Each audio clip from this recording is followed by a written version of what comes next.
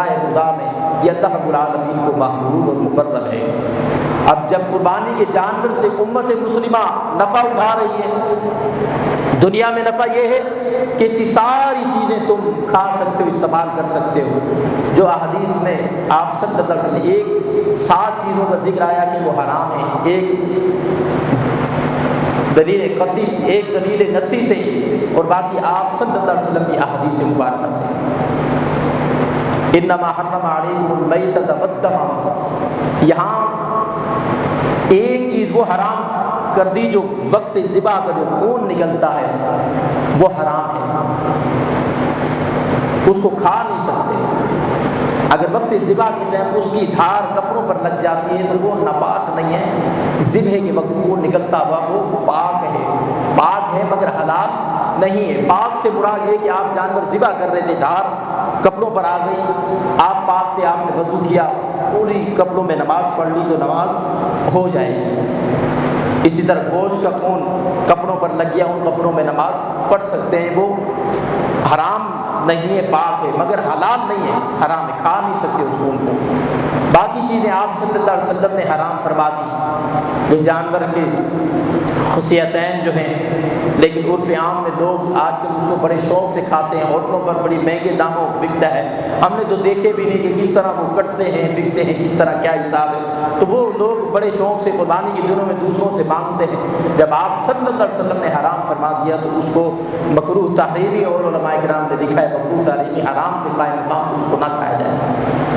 دونوں جانوروں کی پیشاب کی جگہ وہ حرام ہے، بہتا ہوا خون حرام ہے، پتا حرام ہے۔ بعض علماء نے اوجری کی جگہ لکھی کہ اس کو مکروہ تحریمی لکھا، لیکن بعض علماء نے اس کو مشکوک لکھا کہ کوئی مذائقہ نہیں۔ تو یہ ان دنوں میں، لیکن قربانی کے دنوں میں لوگ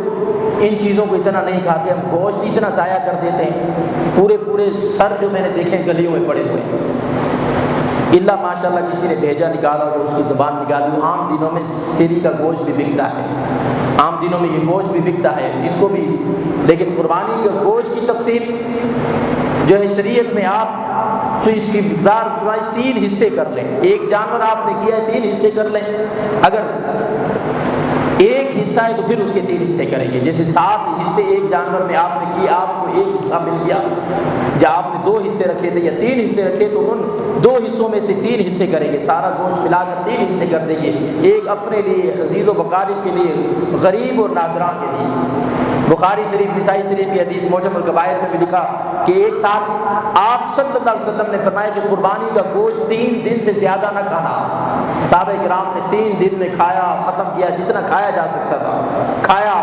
باقی تقسیم کر دیا، 3 دن کے اندر اس کو ختم کر دیا۔ دوسرے سال بھی اسی طرح آپ صلی اللہ علیہ وسلم نے نہیں فرمایا، خاموشی اختیار فرمائی۔ جب پھر سال آیا اس کے بعد آپ صلی اللہ علیہ وسلم نے فرمایا اب تم چاہو قربانی کے گوشت کو جتنا چاہو ذخیرہ کر لو، جتنا چاہو کھا لو، تمہیں اس میں کچھ ممانعت نہیں ہے، منع نہیں ہے۔ پھر بعض صحابہ کرام سے روایتیں ملتی کہ ان کا ہم نے گوشت کو خشک کر کے سال 8 مہینے بھی کھایا، لیکن میں کہتا ہوں اگر پہلے والا حکم برقرار رہتا تو آج اس طرح لوگوں کے ڈی فریزر اور فریج بھرے ہوئے نہ ملتے۔ بہرحال جو شریعت نے اجازت دی ہے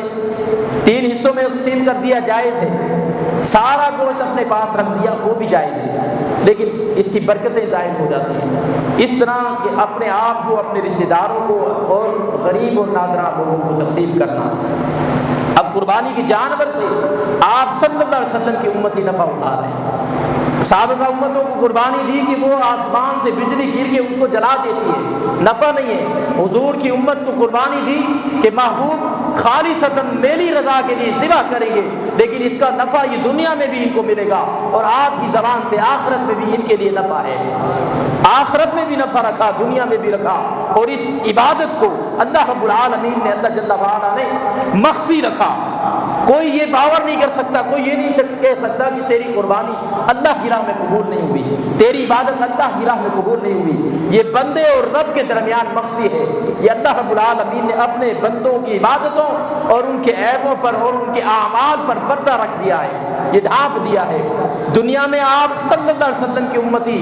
اس عبادت سے، اس قربانی سے نفع اٹھا رہے ہیں۔ اور آخرت میں بھی یہ قربانی آپ صلی اللہ علیہ وسلم کی امتیوں کو نفع پہنچائے گی کہ میزان عمل میں رکھا جائے گا کہ فطیبوا بہا، اچھے لفظوں سے، اچھی طبیعت سے، فراخ دلی سے جانوروں کو ذبح کیا کرو تاکہ تمہارے نامہ اعمال کے پردے باری ہو جائیں، تمہارے نامہ اعمال کے ترازو باری ہو جائیں جب ان میں اس جانور کو رکھا جائے۔ تو آپ صلی اللہ علیہ وسلم کی امت کی ہر عبادت، ہر عمل اللہ رب العالمین نے بہترین اور محبوب طریقے سے عطا فرمایا۔ قربانی قرب سے، جس کے معنی اللہ رب العالمین کا قرب حاصل کرنا۔ اللہ رب العالمین کا قرب بندہ مومن کو اس وقت ملتا ہے جب اس کے دل میں اللہ رب العالمین کا خوف اور خشیت ہو اور اس کی نیت درست ہو۔ اور اس لیے قرآن پاک میں فرمایا لن ینال اللہ لحومها ولا دماؤها ولکن ینالہ التقوی منکم، کہ اللہ کو نہ خون پہنچتا ہے نہ اس کا گوشت پہنچتا ہے مگر یہ کہ تقوی دیکھا جاتا ہے، اور اسی تقوی کا نام قربانی ہے، اسی تقوی کا نام قربانی ہے۔ شریعت نے آسانی کر دی، پورا گوشت رکھ لیا قربانی جائز ہو جائے گی، پورا جانور ذبح کر کے رکھ دیا قربانی جائز ہے، سارا تقسیم کر دیا قربانی جائز ہے، آدھا رکھ دیا آدھا تقسیم کر دیا قربانی جائز ہے، ایک حصہ رکھا دو حصے تقسیم کر دیے، ایک رشتہ داروں میں ایک غریب نادرہ میں قبول ہے۔ لیکن آج ہم نیتوں کی درست کرنے کی بات آتی تو ہم تعلقات کی بنا پر گوشت کو تقسیم کرتے ہیں، غریب اور نادران لوگوں کو بھول جاتے ہیں۔ تعلقات کی بنا پر جس سے جتنا گہرا تعلق ہوگا اس کے اتنی بڑی تھیلی جائے گی، اتنا بڑا شاپر جائے گا۔ یہاں تعلقات کی بنا پر گوشت کو تقسیم کیا جاتا ہے، اللہ کی رضا کے لیے تقسیم نہیں کیا جاتا۔ جس سے تھوڑی سی انبن ہوگی، سلام دعا نہیں ہوگی، اس کے پاس گوشت نہیں جائے گا۔ جو غریب نادرہ ہو اس کے پاس گوشت نہیں جائے گا، کیونکہ جانور تو ذبح ہو جاتی ہے، دل کی نفرتیں اور قدرتیں ذبح نہیں ہوتی، ان کو بھی مار دیا جائے، ان کو بھی مٹا دیا جائے تو پھر ایسے موقع پر اللہ رب العالمین کا قرب بندہ مومن کو ملتا ہے۔ ہم اللہ رب العالمین کی بارگاہ میں جانوروں کو تو ذبح کر دیتے ہیں، اپنی بری عادتوں اور اپنی قبیح عادتوں کو بھی مار ڈالیں، ان کو بھی ذبح کر دیں۔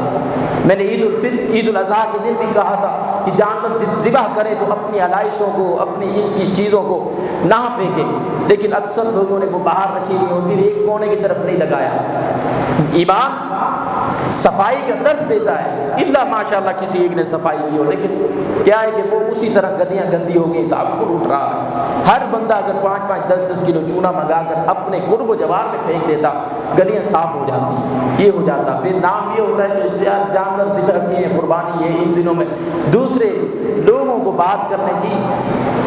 کرنے کا موقع مل جاتا ہے، تو ایسی عبادات کے لیے اپنے نفس کو بھی صاف رکھیں، اپنی طبیعت کو بھی صاف رکھیں، اپنی فطرت کو بھی صاف رکھیں۔ قربانی تو کر لیتے ہیں، نفس صاف نہیں ہوتا، طبیعت صاف نہیں ہوتی، فطرت صاف نہیں ہوتی۔ قرآن نے کہا لن تنالوا البر حتى تنفقوا مما تحبون، تم اپنے لیے جو پسند کرتے ہو اپنے مومن بھائی کے لیے بھی وہ پسند کرو۔ اپنے لیے اچھا گوشت پسند کیا، چلو مومن بھائی کے لیے بھی اچھا گوشت پسند کیا۔ اپنے لیے صفائی پسند کر رہے ہیں لیکن اپنے پڑوسی کے لیے، اپنے محلے دار کے لیے، اپنے دوسرے مومن بھائیوں کے لیے ہم رستہ پسند نہیں کر رہے، صفائی پسند نہیں کر رہے کہ ان کے لیے گزرنے کا رستہ ہو، صاف ستھرائی ہو، صرف اپنے گھر کی اس جگہ کو صاف ستھرا کر کے چھوڑ دیا۔ لیکن قرآن کہتا ہے جو اپنے لیے پسند کرتے ہو وہ دوسرے کے لیے بھی پسند کرو۔ قربانی آپ صلی اللہ علیہ وسلم نے فرمایا سنت ابیکم ابراہیم، تمہارے باپ ابراہیم علیہ السلام کی سنت ہے۔ سنت حضور صلی اللہ علیہ وسلم کی بھی ہے، لیکن حضور صلی اللہ علیہ وسلم نے ابراہیم خلیل اللہ علیہ السلام کی طرف نسبت کر دی کہ اللہ کے خلیل کی وجہ قربانی کی نسبت یہ بیان فرمائی کہ ان کی سنت ہے کہ انہوں نے اللہ رب العالمین کی بارگاہ میں سب کچھ قربان کر دیا۔ انسان کو جان بھی پیاری ہے، مال بھی پیارا ہے، اولاد بھی پیاری ہے۔ اولاد سب سے بہترین نعمت اللہ جل وعلا کی ہے، ایسا ایک میٹھا میوہ ہے، ایسی میٹھی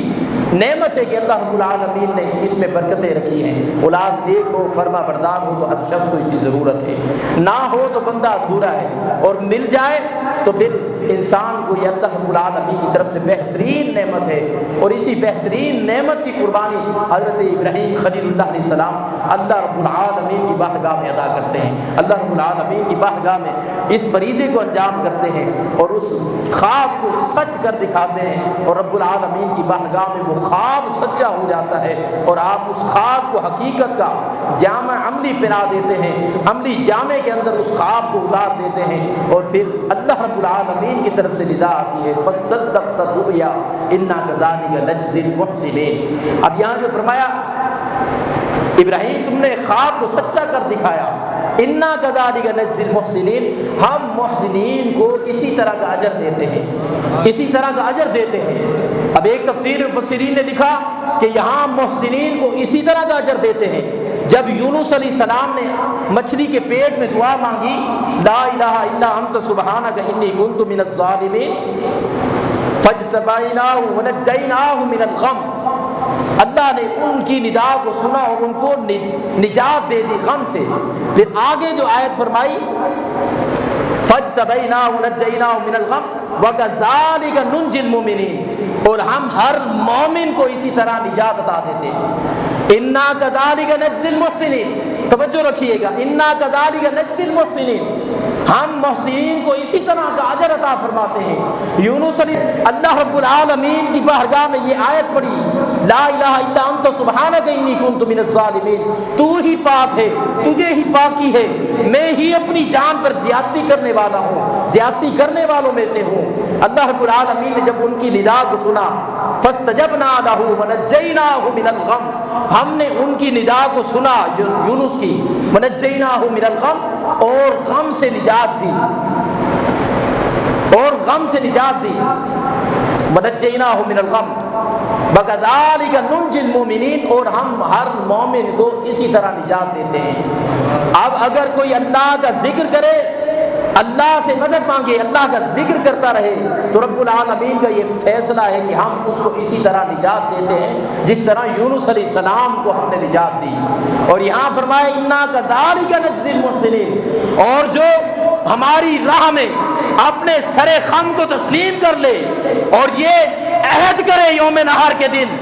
ان صلاتی و نسکی و محیای و مماتی للہ رب العالمین، محبوب یہ صرف ادا جو تھی، یہ اتھارٹی جو تھی، یہ پیغام جو تھا ابراہیم خلیل اللہ کے لیے تو تھا، لیکن محبوب تیری امت کے لیے بھی تھا کہ جب آپ کا امتی راہ خدا میں جانور کو ذبح کرے گا تو ہم اس کو بھی اسی طرح کا اجر عطا فرمائیں گے۔ ابراہیم کو اجر عطا یہ فرمایا، میدان مینا میں بیٹے کو ذبح کر رہے ہیں اور تکبیر پڑھ رہے ہیں اللہ اکبر لا الہ الا اللہ واللہ اکبر اللہ اکبر وللہ الحمد۔ عید الاضحیٰ کے دن ان کلمات پر میں نے روشنی ڈالی تھی، جب کائنات کے فرشتے مقربین اللہ اکبر کہہ کر آ رہے ہیں کہ اس سے بڑا اور موقع کیا ہو سکتا ہے، اس سے سخت اور امتحان کیا ہو سکتا ہے، آزمائش کیا ہو سکتی ہے، کیونکہ جب رب خود کہے ان ھذا لہو البلاء المبین، اس سے بڑھ کر مصیبت اور تکلیف اور آزمائش کیا ہو سکتی ہے کہ ایک باپ اپنے بیٹے کی گردن پر چھری رکھ دے۔ پھر کائنات کے مقربین بھی کہیں اللہ اکبر، ساری کائنات کی مخلوقات بھی کہیں اللہ اکبر، اور خلیل اللہ خود کہے لا الہ الا اللہ واللہ اکبر، اور جب مینڈا ذبح ہو جائے واللہ اکبر، خدا کی قسم وہی خدا بڑا ہے، اسی کے لیے ان صلاتی میری نماز ہے، ان صلاتی و نسکی میری قربانی ہے، ومحیای و مماتی للہ رب العالمین۔ محبوب جس بندے کا جس کی زندگانی رب کے لیے ہو جائے گی، جس کی حیات رب کے لیے ہو جائے گی، جس کا مرنا جینا مرنا رب کے لیے ہو جائے گا، پھر اس کے لیے انا کذالک نجزی المحسنین، اللہ اسی طرح کا اجر عطا فرمائے گا کہ دنیا میں اس کی قربانی قبول ہے اور بروز قیامت وہ دیکھے گا انہ لیاتی بقرونیا واشعاریا واضلافیا، کہ جس جانور کو راہ خدا میں وحدہ لا شریک رب کی بارگاہ میں ذبح کیا تھا اسے دیکھا کہ وہ چلتا ہوا آ رہا ہے۔ یہ شان اور یہ مرتبہ اور یہ عظمت اور یہ رفت آقا کی امت کو اللہ نے عطا فرمائی ہے۔ محبوب تیری امت کے سجدے تو بڑا ہے، عبادتیں تو اللہ کی بارگاہ میں قبول ہیں، لیکن ان کی قربانیاں بھی بروز قیامت ان کے میزان کے عمل میں، ان کے ترازو میں، ان کے اس عمل کے ترازو میں ہم رکھ کر اس میزان کے عمل کو باری کر دیں گے، انہیں اس طرح کا اجر عطا فرمائیں گے۔ اس لیے ان قربانیوں کو فراغ دلی سے اللہ کی راہ میں قربان کیا کرو، راہ خدا میں ان قربانیوں کو اللہ کی راہ میں اچھے اور بہترین طریقے سے قربان کیا کرو۔ اور جو مسلمان ہو کر حضور علیہ السلام کا کلمہ پڑھ کے یہ کہتے ہیں کہ اتنے دنوں میں ان جانوروں کو ذبح کر دیا جاتا ہے، ارے اتنے سالوں سے صدیاں گزر گئیں، جانور ذبح ہوتے آ رہے ہیں، ان کی نسلیں ختم نہ ہو جاتی؟ رب نے حلال میں برکتیں رکھی ہیں، تم میڈیا پر چیخ چیخ کر کہتے ہو فلاں جانور حرام، دنیا سے اس کی نسل ختم ہو گئی، اس کی نسل افزائش کی جا رہی ہے، اس کو جو ہے اس کی نسل افزائش کی جا رہی، وہ ختم ہو گیا کیونکہ وہ حرام تھا۔ حلال میں اللہ نے برکتیں رکھی ہیں، یہاں سے ایک شیر کا بچہ 10 بچے ڈھونڈ کر دکھاؤ نہیں ملیں گے اس شہر کراچی میں، اور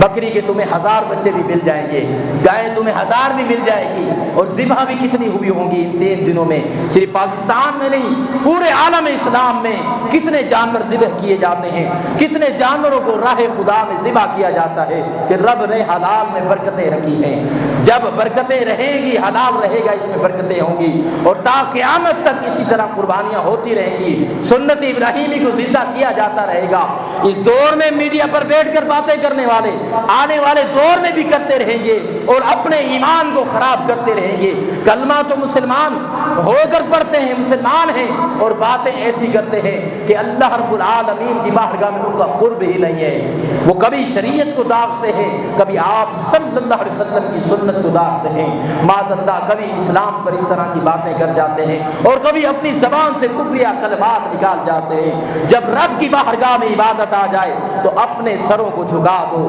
اپنے سر کو خم کر دو۔ جب خلیل اللہ سے مانگی تو خلیل اللہ نے اپنے بیٹے کی گردن کو جھکا دیا،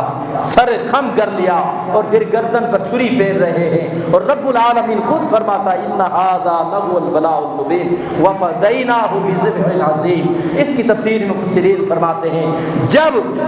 ان ھذا لہو البلاء المبین کہ کسی مومن کو اللہ رب العالمین کی طرف سے تکلیف پہنچتی ہے،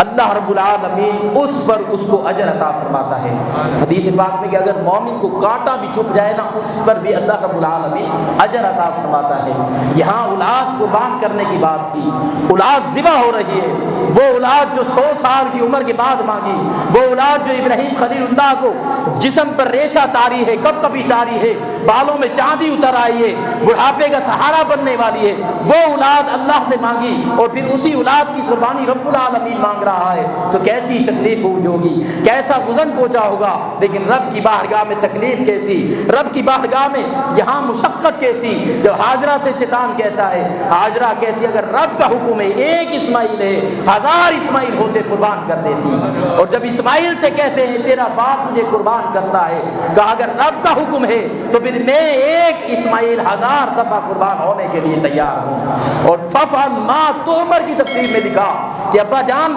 صرف ذبح نہ کرنا، رب نے جو حکم دیا ہے اسی طرح کر دینا۔ اگر رب نے ذبح کا حکم دیا ہے تو اسماعیل کو ذبح کر دو، رب نے ٹکڑے ٹکڑے کر دینے کا حکم دیا ہے تو پھر ٹکڑے ٹکڑے کر دینا۔ ففعل ما تؤمر کا اس کی تفسیر اور اس کی تصریح اور توضیح یہ ہے کہ جو رب نے دیا ہے اسی طرح کر دیں، میں رب کی رضا پر راضی ہوں۔ قال ستجدنی انشاءاللہ من الصابرین، اگر اللہ نے چاہا تو میں صابرین میں سے ہوں گا۔ اور مومنین کو چاہیے کہ جب کوئی مصیبت تکلیف پہنچے اللہ کی بارگاہ میں صابرین میں سے رہیں۔ ہم جب تکلیف آ جائے، مصیبت آ جائے تو پھر جو نماز پڑھ رہے ہوتے ہیں اس کو بھی ہم چھوڑ دیتے ہیں، لیکن اللہ والے جو اللہ کے خلیل ہوتے ہیں، اللہ کے حبیب ہوتے ہیں، رب العالمین کا قرب پانے کے لیے وہ مصیبتوں، تکلیفوں، پریشانیوں سے نہیں گھبراتے، پھر ان کے تہجد لمبے ہو جاتے ہیں، ان کی راتوں کا قیام لمبا ہو جاتا ہے، وہ اللہ کی بارگاہ میں اللہ کی تسبیح و تحلیل کرنے لگ جاتے ہیں، پھر اللہ کی آزمائشوں پر وہ پورا اترنے لگ جاتے ہیں، پھر وہ دنیا کی مصیبتوں، تکلیفوں، بلاؤں سے نہیں ڈرتے، وہ اللہ کی بارگاہ میں جھکنے والے بن جاتے ہیں۔ وہ اللہ رب العالمین وحدہ لا شریک کہ ایک ہو کر رہتے کہ ایک وحدہ لا شریک کے لیے، اور بندہ مومن کا قربانی کا عمل جانور کا ذبح کرنا صرف و صرف خالصتاً یہی بات عیاں کرتا ہے۔ اور مسلمان ان دنوں میں جو جانور کو ذبح کرتے ہیں یہ اللہ کی وحدانیت کا ہونے کی دلیل جو ثبوت دیتے ہیں کہ ایک وحدہ لا شریک ہے۔ ہماری نمازیں بھی اللہ ہی کے لیے ہیں، قربانیاں بھی اللہ ہی کے لیے ہیں، ہماری ساری عبادتیں اللہ ہی کے لیے ہیں، ہماری زندگانی بھی اور ہماری ممات بھی حیات بھی اللہ ہی کے لیے ہے۔ ان محبوب کہہ دے قل ان صلاتی و نسکی و محیایا و مماتی للہ رب العالمین۔ جو عمل اللہ ہی کے لیے ہو جائے پھر اس عمل میں اللہ نے برکتیں عطا رکھی ہیں، اس عمل میں اللہ رب العالمین نے برکتیں ہی برکتیں ہیں۔ قربانی کے سارے ایام میں برکتیں ہی برکتیں ہیں۔ ذی الحجہ کا چاند نظر آتا ہے والفجر کہہ کر برکتیں ہی برکتیں ہیں۔ یوم نحر کے عمل سب سے زیادہ رب العالمین کو یوم نحر کا عمل ہے محبوب ہے، اس میں برکتیں ہی برکتیں ہیں۔ جو جانور قربانی میں ذبح ہوتے ہیں رب العالمین نے اس میں برکتیں ہی برکتیں رکھ دی ہیں۔ قربانی کے دنوں میں ان ایام میں اللہ رب العالمین ہی کے لیے ہر عمل کیا کریں، رب العالمین ہی کے لیے بندہ مومن کا ہر عمل ہو۔ قربانی اللہ کی بارگاہ میں آپ صلی اللہ علیہ وسلم اور ابراہیم خلیل اللہ علیہ السلام کی سنت ہے۔ صحابہ نے عرض کی جب ابراہیم علیہ السلام کی سنت ہے ہمارے لیے اس میں کیا ہے؟ فرمایا ایک بال کے بدلے ایک نیکی ہے۔ صحابہ نے عرض کی یا رسول اللہ صلی اللہ علیہ وسلم صفوف کے لیے کیا ہے؟ صوف کے لیے، اون کے لیے کیا ہے؟ دمبے کی پیٹھ پر جو اون ہوتی ہے، حضور نے فرمایا اس کے بھی ہر بال کے بدلے ایک نیکی ہے۔ یہ نیکیاں عطا فرما دی اور پھر اس عمل کو اللہ نے اپنی بارگاہ میں قبول فرمایا ہے۔ اپنے اچھے سے اچھے اور بہتر سے بہتر انداز میں طریقے سے رب العالمین کی بارگاہ میں جانوروں کو ذبح کیا کریں۔ آج آخری دن ہے، جن لوگوں نے قربانیاں کی ہیں اللہ رب العالمین ان کی قربانیوں کو قبول و منظور فرمائے، اور جنہوں نے اس موقع پر غریب اور نادرا لوگوں کو یاد نہیں رکھا وہ کچھ تھوڑا بہت خیال کر لیں، ان تک جو ہے پہنچا دیں، ان کا خیال کر لیں۔ باقی شریعت یہ نہیں کہتی کہ آپ لازماً ان تک پہنچائیں، پورا فریج آپ نے بھر کے رکھ لیا تو بھی جائز ہے، آپ کی قربانی ہو گئی، لیکن اس کی برکتیں پانے کے لیے جب اتنا بڑا جانور لائے ہو تو راہ خدا میں قربان کر دو، اللہ کی راہ میں دے دو تو رب العالمین اس پر جو ہے اجر عطا فرماتا ہے۔ کسی کی دعا لگ جائے گی، کسی غریب کو مل جائے گا۔ آپ صلی اللہ علیہ وسلم نے فرمایا کہ 3 دن سے پہلے زیادہ قربانی کا گوشت نہیں کھانا، دوسرے سال بھی پھر آپ صلی اللہ علیہ وسلم نے تیسرے سال فرمایا اب جتنا چاہو تم اسے استعمال کر لو، 3 دن کھاؤ یا 3 مہینے یا 6 مہینے۔ صحابہ نے 8 مہینے 9 مہینے تک خشک کر کے اس گوشت کو کھایا۔ پھر آپ صلی اللہ علیہ وسلم نے فرمایا پہلے سال میں نے حکم اس لیے دیا تھا کہ 3 دن سے زیادہ قربانی کے گوشت کو نہ کھانا کہ اس وقت جو ہے غریب اور نادرا لوگ زیادہ تھے، لوگوں کے پاس جو ہے وسائل نہیں تھے، تاکہ تم جب نہیں کھاؤ گے تو ان تک پہنچا دو گے۔ اب بھی غریب اور نادرا لوگ ہیں، ان تک تھوڑا تھوڑا ہی پہنچا دیں گے تو اس پر ثواب اور اجر اللہ رب العالمین عطا فرمائے گا۔ رب العالمین کی بارگاہ میں دعا ہے جو کچھ سنا ہے اللہ اس پر عمل پیرا ہونے کی توفیق عطا فرمائے۔ وما علینا الا البلاغ۔